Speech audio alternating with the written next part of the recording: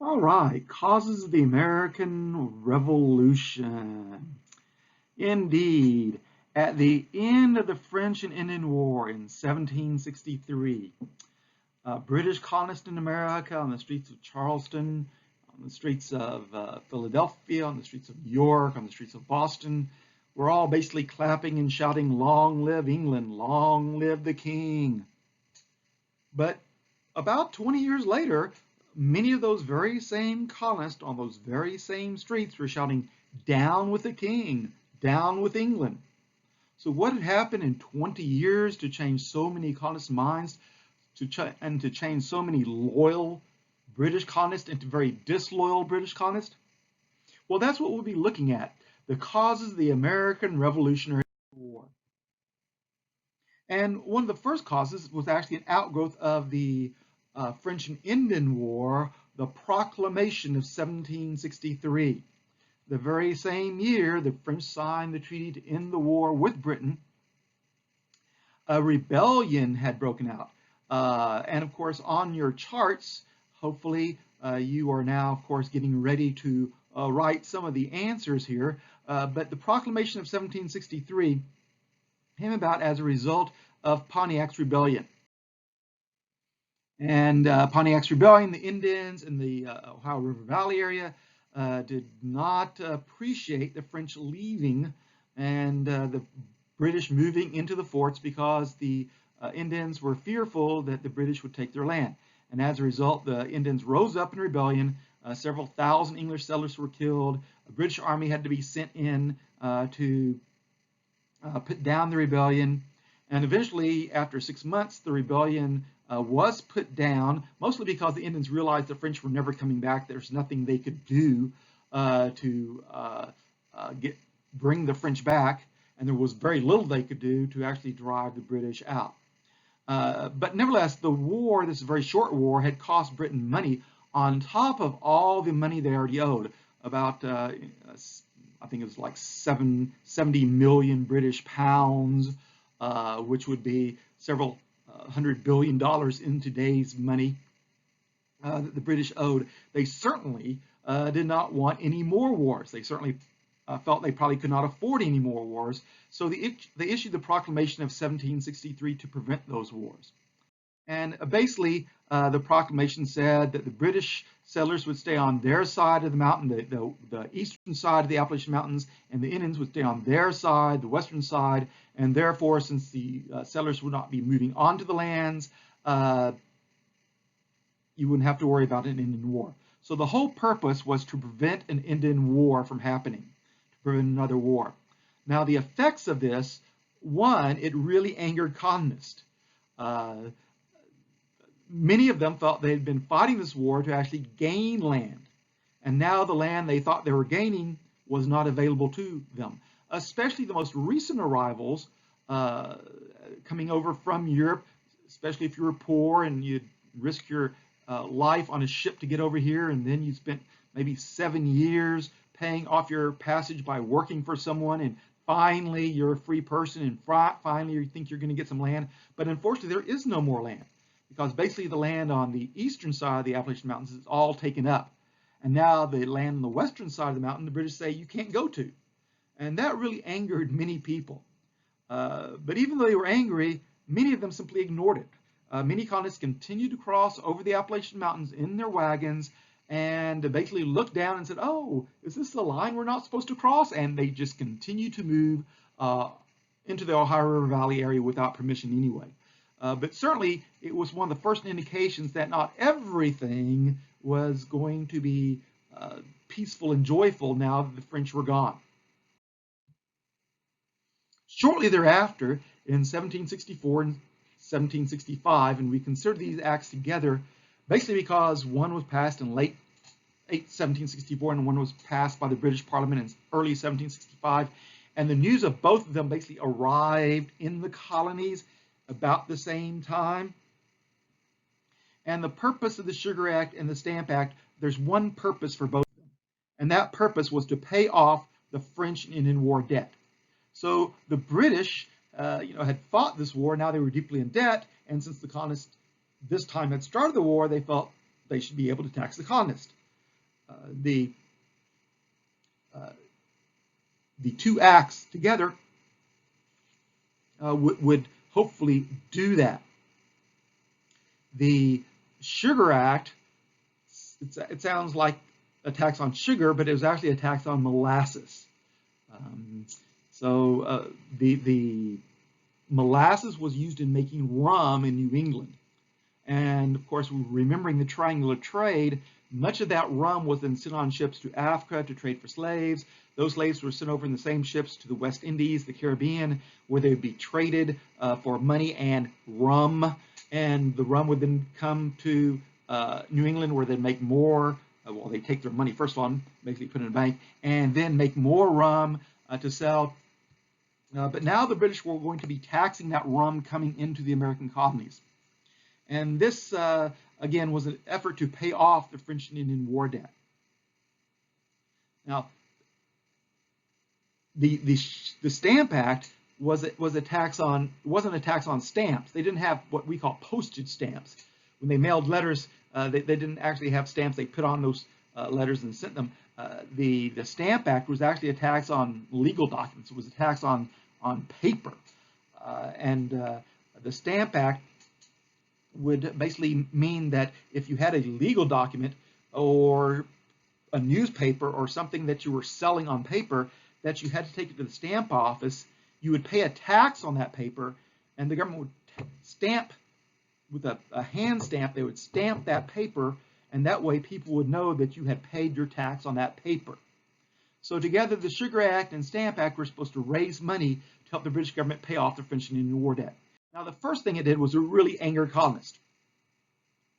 Interesting enough, the Sugar Act actually lowered the tax on molasses by over 50%, but that's on paper.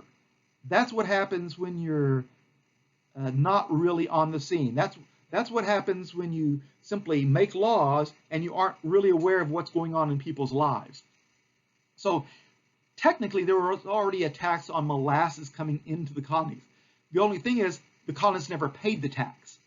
The barrels arrived by ship, and the colonists would take their molasses barrels off the ship, and they were supposed to stop by the tax office and pay the tax man. But naturally, they never got around to stopping at the tax office. They simply took their barrels of rum and went back to the distillery to make, their barrels of molasses, their barrels of molasses, and they took those back to the distillery so they can make more rum and more profit. So they never actually got around to paying the tax. So the Sugar Act would actually lower the tax, but from now on there'd be someone to meet your ship. So when your ship full of molasses came in, before you could take your barrels off, there'd be the tax man with his hand out saying, "Pay up your tax." So even though on paper it was a tax reduction of 50%, in real life it was a tax increase of 100%, which really angered colonists, especially those making rum and everybody that made their living off making rum, including the shipping companies, including the sailors, including the distillery people, including the exporters and importers, all sorts of people. Now, if that tax didn't anger you, the tax on paper would. Because the tax on paper basically hit everybody. Certainly it hit lawyers because they were dealing with legal documents. And now that you had to pay a tax on your legal document, that means your legal services, the amount that you would bill a customer would go up, which means you'd have less customers. And then you had to tax on, for example, newspapers. Newspapers which printed articles and items just like today's newspapers. The only thing is, now these newspapers would also be taxed, which means the newspapers would have to raise their prices to subscribers, which means the newspapers would get less subscribers. Now, of course, probably two segments of American society you never want to anger are lawyers and the press, newspapers. And the British managed to do that both at the same time, which is quite amazing. But the tax also applied, for example, to playing cards. So if you're a sailor and been on a sailing ship for 6 months, and you finally come back and you get off your ship, and the first thing you do is go down the bar, you go down to the tavern and say, "Hey bartender, give me a glass of rum." And they go, oh, and they go, what? Rum is how much? What? There's a tax on rum? Oh, forget your stupid rum. I'm just going to sit down here and play cards with my mates. I mean, after all, they can't tax cards too, can they? What? They tax cards too? So many elements of American society were actually angered by these two tax laws. And when Americans get angry, oftentimes they riot. Nothing new. Been going on for centuries. And pretty soon on American streets in New York, for example, and Boston, there are riots, especially going down to the tax offices and basically breaking in and basically destroying property there to express their discontent with the new higher taxes. Then you also had a tax act Congress. 9 of the 13 colonies decide to send delegates to New York City to sit down and talk about what they can do to fight these terrible tax laws. Now, why this is important is just a few years earlier, when the French were threatening to invade the American colonies, Ben Franklin had come up with this Albany Plan of Union to unite all the colonies together, and he basically said, join this or we're all going to die. And basically every colony said, we're not going to join your stupid plan with these other colonies. So even during the French and Indian War, with their very existence being threatened, the colonies didn't join together. But now, over high taxes, at least 9 of the 13 colonies are sitting down and talking about what they can do together. That's a bad sign for the British government to come. What they decide to do is boycott. They ask that citizens in the Americas stop boycotting British-made products, stop buying British-made products. That is, if the British are going to make our taxes higher and run many of our businesses out of business, so to speak, we should do the same thing to them. We should stop buying their products and see how they like having their businesses go bankrupt. And so many Americans did take part in this boycott against British-made goods over these high taxes. Now, to enforce these boycotts, a group was created called the Sons of Liberty. And the Sons of Liberty's job was basically to enforce the boycott. Now, ladies, you'll be happy to know there's also a sister organization called the Daughters of Liberty, which mainly wrote pamphlets and newspaper articles to tell how terrible these taxes were. But the Sons of Liberty's main job was to make sure the boycott was enforced. And they did that in a variety of different ways.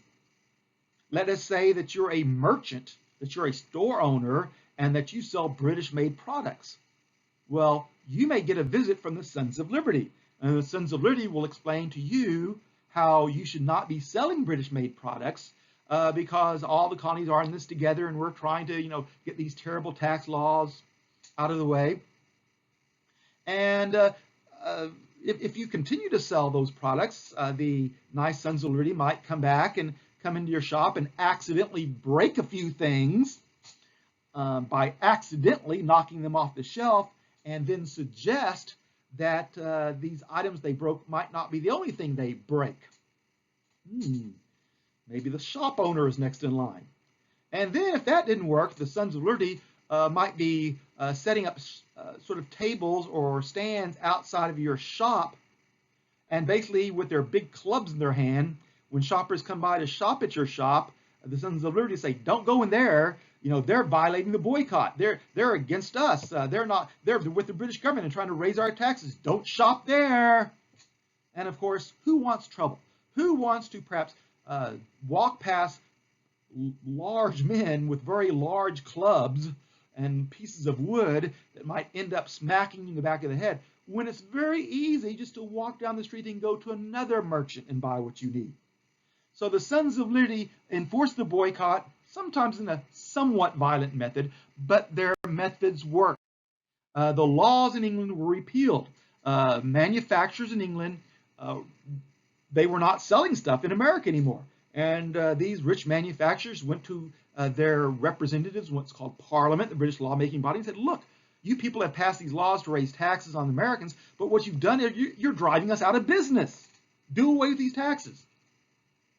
And so the British Parliament did away with the Sugar Act and did away with the Stamp Act. So the boycott was successful.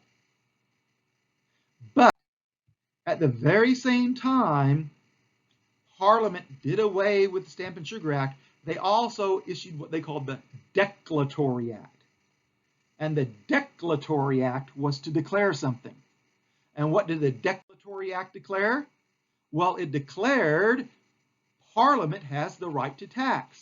Of course, on your charts, you should be writing this down where it says Declaratory Act purpose. The purpose was saying that Parliament has the right to tax you. So Parliament was not saying we'll never give you a tax. It's just saying we're not going to give you these taxes. In much the same way, perhaps in our pre-COVID days, when you were in school, maybe you acted up in class and you were talking to someone you shouldn't have talked to, and the teacher says, I'm going to give you a D-Hall. Of course, after class, you come up to the teacher and you give them your sad story about how you had awoken this morning and your very best friend, the whole wide world, you'd learned that they had died. Goldie the goldfish, your wonderful goldfish had been sitting right next to you for all these years, and you found them just floating on the water. This really upset you, and so upset, and I had to give Goldie the funeral. I flushed him down the toilet and everything, and you were so upset, and that's why you were talking to your neighbor during the class time. And of course, the teacher feels so sorry for you. They go, okay, don't worry about the D-Hall. And they rip up the D-Hall and throw it in the trash. And of course, you go merrily about your business. But of course, the teacher's not saying, I'm never going to give you another D-Hall. They're just saying, I'm not going to give you this D-Hall. Same way with Parliament. They're saying, we've ripped up these tax laws, the Stamp Act and Sugar Act, but we might give you another one later on. So we have the right to do that. But in effect, and of course, you should be writing this down as well, it angered colonists. And it angered colonists because they're thinking the British Parliament just doesn't get it. We have our reasons. And so, just like the British government had their reasons for issuing the tax laws, Americans had their reasons for not liking the tax laws. So the British government, they had just fought a war to save the colonies. So the Fort Duquesne and Braddock's defeat and the French and Indian War had started in the Americas and become a world war for Britain, and they had fought it and they had won it, but it cost them lots of money. So they had just fought a war to help save the colonies. So the British Parliament says, hey, the people that started the war should help pay for the war. Also, the British Parliament had the right to tax. And it had the right to tax basically since 1215 in the Magna Carta, which basically said the king just couldn't be a dictator. The king just couldn't go around taking people's money. No, this British lawmaking body that helped advise the king, they were the ones that had the power to raise taxes. And since the British colonists in America were British colonists, they were part of Britain, that gave Britain the right to tax them. Besides which, the British Parliament argued, the colonies are undertaxed. For every 26 shillings, and that's a unit of currency in Britain, for every 26 shillings that an Englishman pays in taxes, you American colonists pay 1 shilling. Your tax load is like 1/26 of the people here in England. Well, I think someone calculated that today that 1 shilling might be like $350 for an American. And so it was a very small nominal fee. At least that's what the British government thought. Now, the American colonies argued something completely different. They argued, first of all, this is the worst time ever to tax us. This is after the war. We're in an economic depression. During the war, we had a lot of businesses. We had a lot of soldiers come in, and we expanded our farms because we had to feed more people, and we expanded the number of stores we had because there were more people to buy stuff. But then the war ends, and basically all the British soldiers went home, and now these businesses have closed, and some of our farms have failed. So basically, we don't have any money right now. This is the worst time to raise taxes. Second of all, the American colonists would argue, we fought the war too. It wasn't just British troops here fighting the war. Our militias helped fight the war for you. We used American shipping to help ship your troops over here and move them from place to place. Those horses that the British soldiers rode and those wagons that were used to supply the British Army, those were American wagons and American horses. So we helped supply the British Army. We fed them food and gave them supplies. So the Americans are saying, we've already paid for this war once by helping you. We're not going to pay for it twice. And the third thing Americans would say is that we have no vote in Parliament. Yes, Parliament is taxing us, but we don't have a vote in Parliament. Only rich people in England get to vote for members of Parliament. Now, the British Parliament would argue that, well, that was technically true, but the British Parliament actually represented all of England. It represented all British people everywhere in the world, even though all people everywhere in the world didn't get to vote for it, all British people, that is, they still represented the interest of the British people. And therefore, since the Americans were British people, this virtual representation in Parliament was good enough for them. But Americans said, no, no, no, our local parliaments tax us, and that's because we vote on those people. We send representatives to those local assemblies, and that's why we pay taxes to them. But we're not going to pay taxes to people that we don't vote for. And the phrase, no taxation without representation, enters into American history. We have no representation. We have nobody in Parliament to represent us. Therefore, we're not going to pay taxes to them. No taxation without Parliament, without representation. Now, Americans had become angry, but pretty soon they simply ignored the Declaratory Act. Much like many declarations our government makes to us, you read about it one day or you hear about it in the news one day and you forget about it the next day. And in much the same way, within a couple of months, the colonists had simply forgot about the Declaratory Act. Unfortunately, the British had not forgotten about it, the British government. And the first thing they did was pass an act in 1766 called the Quartering Act. Now, the Quartering Act, there's many definitions of the word quarter. So it's not about money. It's to house British troops. So again, for this purpose, under the Quartering Act, to house British troops. So a quarter can be 1/4 of something, like a quarter, the coin is 1/4 of a dollar, 25 cents. But quarter can also mean houses. So the Quartering Act was to house British troops. So the British were going to send over troops, and the British troops were going to basically enforce tax laws. Since basically there was no other threat to the colonies, since France had been defeated and there was no more New France, so we wonder how that will go down with American colonists. The second thing they passed, just about the same time, was called the Townshend Act. Now, Mr. Townshend was a new British leader. He's the British Prime Minister, much like William Pitt had been during the Revolutionary War. And, Mr. Townshend, was not exactly the Prime Minister. He was something called the Exchequer. He was basically the financial officer for the Prime Minister. So Mr. Townshend was not quite as powerful as Mr. Penn, but he was pretty powerful because he basically recommended to the Prime Minister tax laws and how Britain was going to raise money. So Mr. Townshend came with a plan to tax the colonists. And so Mr. Townshend believed that one of the reasons that the colonists had been so angry with the Stamp Act and Sugar Act was that those taxes were collected in the colonies, what he called an internal tax. That people sort of had to go out of their way to pay taxes, that those people would have to stop by the tax office to pay taxes. And basically Mr. Townshend said, I know these Americans. I've never actually been there, but I've read about them. And they're very lazy people. They don't like to make 2 trips. One trip will do, but that's why they didn't like these taxes. They had to make 2 trips, one for the molasses and one to the tax office, one to the paper supplier to buy their paper, and another one to the tax office to pay the tax on the paper. No, Mr. Townshend said, I know these Americans, never really been there, but I know they're lazy, I've read about them. So what we're going to do is, before we send stuff over to them, we're going to tax it here in Britain. And so by the time stuff gets to America, the tax is already going to be added in. which means the Americans will pay one price for it. So they won't have to stop by their tax office for these items.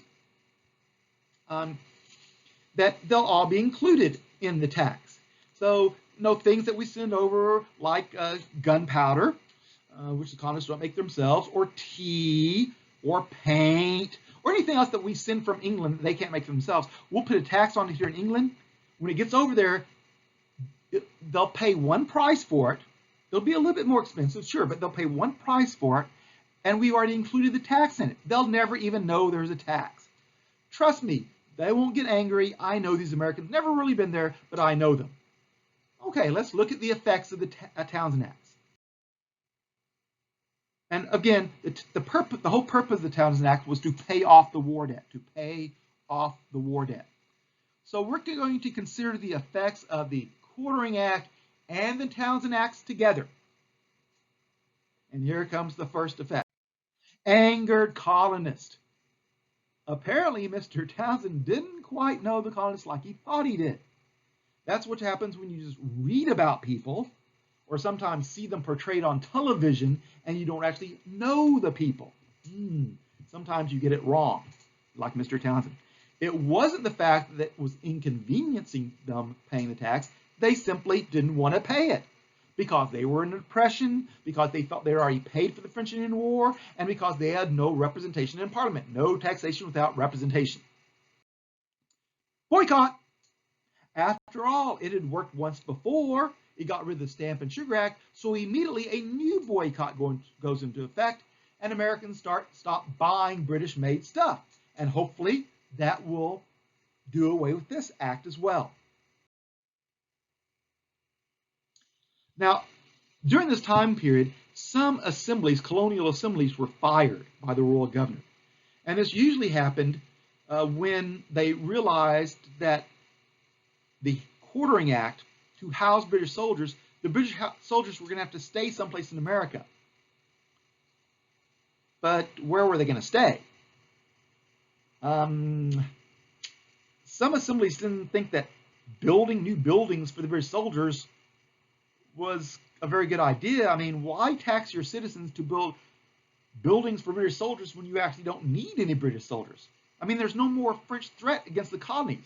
What are the British soldiers going to do except sit around and make you pay your taxes? There was some discussion about using public buildings, abandoned public buildings. That is, if you had built a new school and the old school was available, just sitting around, maybe you could house soldiers there. But again, some of the assemblies said, why would we want to house these British soldiers anyway? And so some of these assemblies refused to pass tax laws and refused to raise money and refused to spend money on housing the British soldiers, at which point the colonial governor stepped in and said, your guys are fired. If you're not going to do what the British government asks, you're fired. I, the British governor, will run this colony by myself. Don't need your help. Bye. This also will lead to something called the Boston Massacre. Sounds pleasant, doesn't it? So when the soldiers arrive in Boston, Boston is a city of 16,000 people at the time. 4,000 soldiers arrive. So you basically have a population of 25% overnight. So if you've lived in Pearland any length of time, you know that because we have maybe like a 5% growth rate or a 6% growth rate, there's more lines all the time. There's more traffic all the time. You go to eat and sometimes you have to wait for a table now because there's more people coming in, because there's more people living here. And again, there's more traffic, which means it takes you longer to get to places. And prices seem to be going up all the time. So large-scale increases in population often result in some very negative things happening. And remember, the citizens of Boston had not asked for these people to come. It's not like these 4,000 soldiers are basically going to be adding to their economy. These 4,000 soldiers are basically going to be housed there and eventually, make them pay their taxes. So they weren't very happy in the first place. And when the British soldiers arrived, we have to remember that the British soldiers don't have much to do. There's no enemy to fight. There's no Frenchmen to fight. So there's really not much for the British soldiers to do. Now, as the British Army is composed of mostly, well, what happens is that as the army arrives, basically as a British soldier, you basically get up in the morning, you prepare everything for inspection, you have your inspection, and probably by around 9 a.m., 10 a.m., you have nothing else to do for the day. Now, you have to report back to your barracks in the evening, about 8 or 9 p.m., but basically for most of the day, you have nothing to do. Now, you could go out and spend your money, except for most people, most soldiers in the British Army were poor. The officers tended to be well off. The officers tended to have money, but the ordinary soldiers tended to be poor people who joined the army simply to get fed.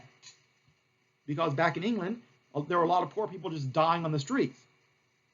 So if you had your choice of dying on the streets within a couple of weeks, or basically extending your lifetime by many years by perhaps joining the British Army, and who knows what happens in many years, perhaps you might find a job or learn a skill or something that might help you for a lifetime. So many of these soldiers were poor. So they needed money, so they went off looking for jobs. Now, of course, these poor British soldiers, they're not looking for jobs that professionals fill. They're not looking, hey, I'm a doctor. Can I have a job? They're not doctors. They're not lawyers. They're basically don't have much of an education. So that means they're looking for a job, basically manual labor, maybe loading and offloading ships, because Boston is a port city. It has a lot of ships that come in and out. And so the soldiers go down and ask for jobs at the docks. Now, dock workers, the people at the docks, already have jobs loading and offloading ships. However, the soldiers can work for a lot less than dock workers, because the soldiers already have a place to stay free. They already have food free, so they don't need to pay for those things. And they don't have a family with them, obviously, so they don't need to pay for that either. But the dock workers, they have to pay for a family, they have to pay for a living place, they have to pay for their food. All that means that the dock workers are going to be fired and the cheap soldiers are going to be hired to work at the docks.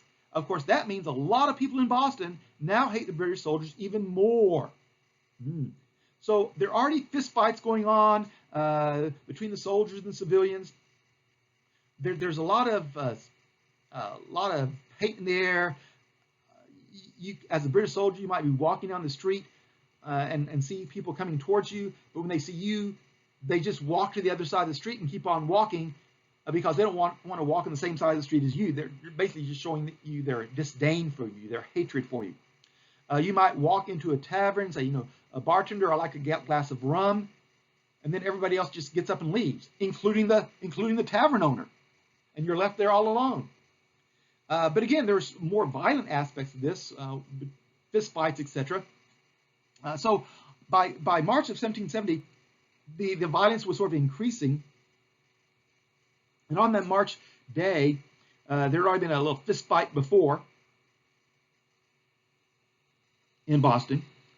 And as evening approached, there was a young apprentice walking by the warehouse where they kept things that came in from the ships. And the tariff house, the customs house, it was called. And if you would order something from England, they held it in the warehouse until you paid your tax on it. And then after you paid your tax, you could take it home. So there were some valuable items in the customs house. So there was a guard on duty, a British guard, a British sentry was on duty. And this young apprentice, who was just about a year older than you, I think it was 15 years of age, young Garrick was his name, and he walked by the British soldier and he stopped and said, I'm a free man and you're a British soldier, and by the way, you owe your master, your officer owes my master some money.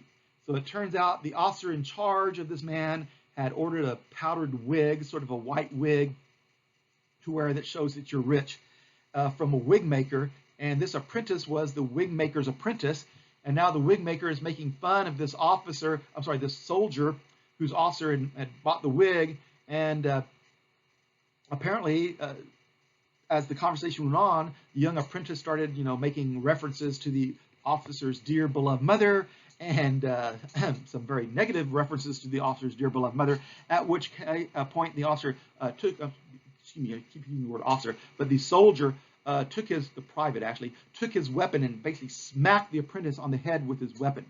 And so the apprentice fell back to the ground. He got up and ran off. He ran to the nearest tavern, and he ran in, and he basically said, "Hey, I was walking by this British soldier, and he hit me for no reason." In other words, sort of like your stories. They sort of tend to favor your point of view. And naturally, the people in the tavern who had been drinking alcohol and were sort of inebriated and already angry about British soldiers anyway, start moving out in the street to go visit this British soldier. And as they come out, they send some other people to other taverns, and pretty soon a large mob gathers in front of this poor British soldier, hurling insults at him. Now there's snow on the streets. There's a building construction site nearby, and now this crowd is sort of pressing in on this poor British soldier. Fortunately for this British soldier, another soldier walks by, sees what's happening. Immediately he runs to the nearest officer, Captain Preston, and Captain Preston brings 7 other men with him, and they all line up in front of the customs house. So now there's 8 men and Captain Preston lined up in front of their customs house. Their muskets are out there ready, and that means their muskets are loaded and ready to fire, except they're pointed up. The officers and the men are holding their rifles basically where the bullet comes out upward. So just in case a musket misfires, it won't hit someone in the crowd. And meanwhile, Captain Preston is going up and down in front of his men. He's between his men and the crowd. And he knows his men will not fire because he's an officer and he's in front of his men. Now, just insulting an officer will get you about 200 lashes with a whip. So you can imagine what accidentally shooting an officer gets you in the British Army. So he knows his men will not fire. But meanwhile, the crowd has grown in size. Not only are they hurling insults, they're throwing snowballs. Sometimes they put rocks in the snowballs and throw the snowballs with the rocks in them. Pretty soon, they basically just start throwing rocks at the soldiers. There's a construction site nearby, so there's some slats of wood, and pretty soon the pieces of wood are going flying through the air at the soldiers. All this time, the soldiers are maintaining their calm. The British soldiers, the officers, Preston is walking back and forth between them. At one point, Preston comes at the very end of the line, at one of the end of the lines, and a citizen comes out and starts talking to him. Meanwhile, at the other end, at the very end of the soldier line, where the 8th soldier is, I guess, a citizen steps up and smacks him with a piece of wood. That soldier, is knocked to his knees. And as he's getting up with his gun, the gun goes off accidentally. Now, during this incident, during this large crowd gathering and throwing things at the soldiers, they're also taunting the soldiers. They're yelling at them. And one of the things they're yelling is, go ahead and shoot if you will, but you won't because you're a coward. Go ahead and fire if you will, but you won't fire because you're cowards. Now, as this British soldier has been knocked to the ground, gets up, his weapon automatically, or accidentally, discharges, and the other officers hear the word fire. They think it comes from their officer. They think it comes from Captain Preston. It doesn't. Probably comes from the crowd. So hearing the shot, the other officers think they've missed the command to fire. They immediately lower their weapons and shoot into the crowd. Now, immediately, Captain Preston races down the line, takes out his sword, and starts knocking down their muskets, ordering them to cease fire. But the damage is done. There are several civilians on the street dead and dying. For a moment, there is sort of complete silence, as everyone sort of realizes what just happened. At that point, the soldiers quickly start to reload their guns, and the crowd starts to surge towards the soldiers, probably with the intent of killing them. But 2 things happen. 1, at that time, additional British soldiers arrive, and 2, several preachers arrive, and they manage to convince the crowd to move back. But of course, it's still very tense. At this point, the lieutenant governor rides by on the horse, sees what's happening, and the lieutenant governor says, "Oh, this is terrible. I tell you what, crowd, come to my house and we'll talk about it. And by the way, the lieutenant governor is actually the acting governor at the time. Come to my house and we'll talk about it. And by the way, I'll have some punch for you. Punch is the code word for liquor. So naturally, torn between two things. One, basically attacking the British soldiers, and some of them were dying, because if they attacked the British soldiers probably shoot them, or going to the nice lieutenant governor's house and having some more liquor. The crowd decides to go to the lieutenant governor's house and have some more liquor. So this occurs all in the evening. It basically occurs at night.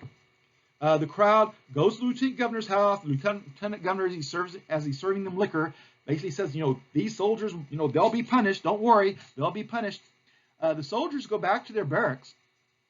But about 3 a.m. in the morning, several of them are awakened and they're arrested for murder.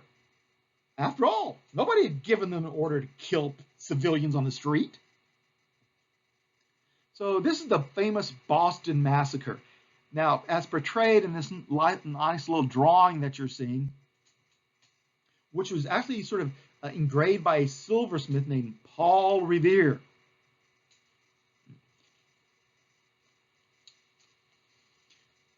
Of course, if you're noticing the picture, if you notice the soldiers, of course, it looks like Captain Preston is giving the order to command. He's in the back of the soldiers. And of course, it looks like all their guns are going off at the same time. Now, if you look at the civilians, you know what you don't see? You don't see guns. You don't see rocks. You don't see pieces of wood. So if you look at this picture, as many people would in their newspapers, starting the next day, and then because of slow communication, because you have to take stuff by horse from colony to colony, within 2 weeks it eventually reaches Georgia. But over the next several weeks, people are going to see this picture, and they're going to look, and the caption was "The Bloody Massacre." And they're going to see, and it looks like these are innocent civilians. There's even a cute little dog there, ha. And the mean British soldiers. And everybody that looks at the picture, even without reading what's written, is going to immediately think in their minds, those nasty British soldiers, those mean British soldiers, they just shot down unarmed civilians in the street. And of course, the story is a lot different. Now, interesting enough, the Sons of Liberty did use this as a propaganda tool, but they also recognized nobody wanted to shoot down civilians in the street. The Sons of Liberty had never wanted to raise tensions to such a height that innocent people died. And the British Army never sent over its soldiers to shoot down its own civilians in the street. These were British civilians. So both sides, for a time, just sort of took a step back. And during this time, the officers, Captain Preston and his men, came up for trial. And they were eventually defended by John Adams, who was the cousin of the leader of the Sons of Liberty, a man named Sam Adams. Sam Adams, best known for his beer, because actually Sam Adams' father was a minister, but he was also a brewer of beer. And Sam, his son, never really appreciated a good education. He went to school, but he dropped out, and his father eventually left him the beer business. But Sam was a better rebel rouser. He was a better troublemaker than he was a brewer. So eventually, the Sam Adams Beer Company went bust. Of course, today they revived the name, but it's not in the Sam Adams family anymore. So Sam Adams had been the leader of the Sons of Liberty, and now his cousin John Adams is going to defend the soldiers in court. And John Adams does a really good job. Captain Preston's found not guilty of any charge. All the soldiers except 2 are found not guilty of doing anything. The 2 soldiers that are found guilty are found guilty of accidentally killing someone, manslaughter. Not on purpose, but on accident. Now, the penalty for manslaughter was still, however, death. But these soldiers asked for the mercy of the court. And So at the time, you could do this. If you were charged with a crime, you could ask for mercy, and almost always you got a more lenient sentence. In this case, the two soldiers, their thumbs were branded with an M for manslaughter. And you ask, why were their thumbs branded with an M and let go? I mean, the soldiers were let go and their thumbs were branded. I mean, what did that do? Well, it told people that these people had been guilty of manslaughter before. So just accidentally, in case they happened to have done it again later on, there would be no mercy. A sentence of death would be carried out. And they did it on the thumbs. They put an M on the thumbs because you could cut off your other fingers. If it was on another finger, you sort of cut it off, and you can still use your hand doing stuff. But if you cut off your thumb, your hand basically becomes useless for work, for manual labor especially. And since most of these soldiers were manual laborers, if once your thumb was gone from your hand, basically you would not be able to get a job, and you'd probably die on the streets within a couple of weeks of starvation because you couldn't pay for any food. So these colonials, they weren't dumb people. They realized that, sometimes people asked for mercy and they really weren't sorry. So they had a system all set up for this. But nevertheless, the soldiers were let go, and for a time it looked like everything would be getting back to normal. During this time period, they also set up something called the Committees of Correspondence. These were letter writers. Correspondence means letter writing, and so there are Sons of Liberty groups in every colony that started to write letters with each other. And the letters contained, what are the British soldiers? What is the British government doing in my colony? And they'd send that letter to the other 12 colonies, and that way all 13 colonies knew what the British government was doing in every colony. You have to remember, this time the colonies were not united. There wasn't the United States, there wasn't united colonies. Every colony had a royal governor and basically reported back to the king. They were all separate. But the Committees of Correspondence basically kept all 13 colonies informed about what the British government was doing. And that way the colonies were better able to fight off British government action like trying to raise taxes. Now eventually the laws were repealed. Again, once news of this massacre reached Britain, people were shocked. The British government was shocked. Again, they never sent over their soldiers to shoot down their civilians on the street. So they repealed the tax laws, and the boycott had been successful again.